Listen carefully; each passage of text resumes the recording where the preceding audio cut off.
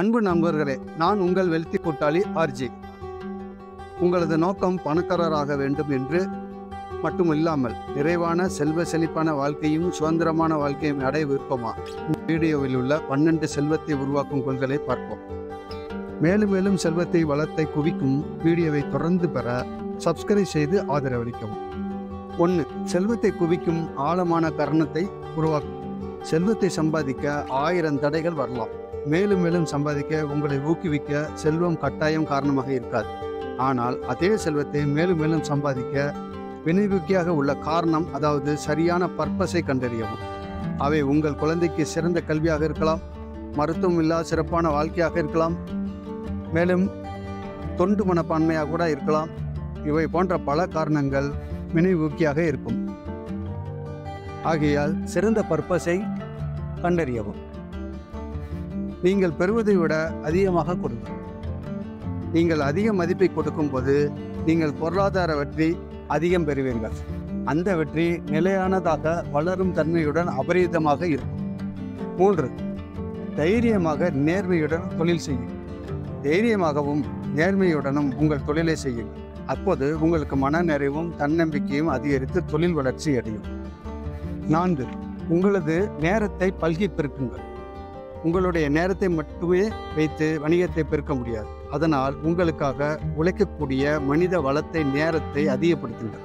அப்போது தொழில் வளர தேவையான நேரத்தினால் பொருளாதார வளரும், சிறப்பான வாழ்க்கையும் கிடைக்கும். 5. சேமிப்பை முதன்மைப்படுத்தும். சாமானியர்கள் இன்று நுகர்வு நாளை சேமிப்பு என்று இருப்பார்கள். ஆனால் நீங்கள் முதலில் சேமிப்பு பிறகு நுகர்வு என்று நடைபோடுங்கள். பிறகு சேமிப்பை முதலீடு ஆக்குங்கள். வரும் லாபத்தை முதலீடாக்குங்கள். உங்களது செல்வத்தை வணிகமாக்குங்கள். மேலும் மேலும் சேமிக்க சிறந்த அணுகுமுறையை பார்ப்போம். 1. சம்பாதித்த பணத்தில் சேமிப்புக்காக 20% ஒதுக்கி உங்கள் ஒட்டுமொத்த செலவுக்காக எஞ்சியுள்ள பணத்தை வைத்து கணக்கிடவும். மேலும் நிச்சயமாக எதிர்பாராத செலவுகளை சந்திக்க அவசர கால நிதியை சேமிக்கும். 2. தொழிலில் வருமானம் அதிகரிக்கும் போதும் மாத சம்பளம் வாங்குபவரின் வருமானம் அதிகரிக்கும் போதும் அவற்றை 15%க்கு சேமித்து வருவாயை அதிகப்படுத்தலாம். 3. பேங்கில் சேமிப்பதை விட பங்குகள், எஸ்ஐபி, மியூச்சுவல் ஃபண்ட் அவற்றில் முதலீடு செய்வதும் ரியல் எஸ்டேட்டில் முதலீடு செய்துவிட்டு லாபம் பெறலாம். 4. செல்வத்தை உருவாக்கும் தங்க விதிகளை ஃபாலோ பண்ணுங்கள். சம்பாதிப்பதை விட அதிகமாக செலவிடக்கூடாது என்பது தங்க விதியாகும். அதாவது 5. சம்பாதித்தல், பின்பு சேமிப்பு, அதற்கடுத்து முதலீடு செய்தல், அதற்கடுத்து அதை தேவையான அத்தியாவசியத்திற்கு செலவு செய்தல் மற்றும் கடனை வாங்கி சிறப்பான கடனை நிர்வகித்து தொழில் செய்து சம்பாதித்து என்ற சிறப்பான சுழற்சியை நிதி கல்வியின் 5 தூண்களாக கருதுகிறார்கள். இந்த 5 தூண்களின் சுழற்சியை சிறப்பாக செய்தால் பொருளாதார வெற்றி நிச்சயம்.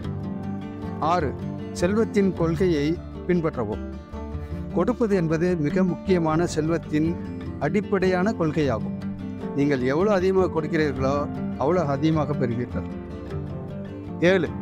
செல்வத்துடன் நீடித்த உறவு வேண்டும். நீங்கள் பணத்துடன் நீண்ட காலம் இணக்கமாக இருந்தால் செல்வத்தை அபரிமிதமாக பெறலாம். விரைவில் செல்வத்தை பெறுவது செல்வத்தின் கொள்கையோ இயற்கையின் கொள்கையோ அல்ல.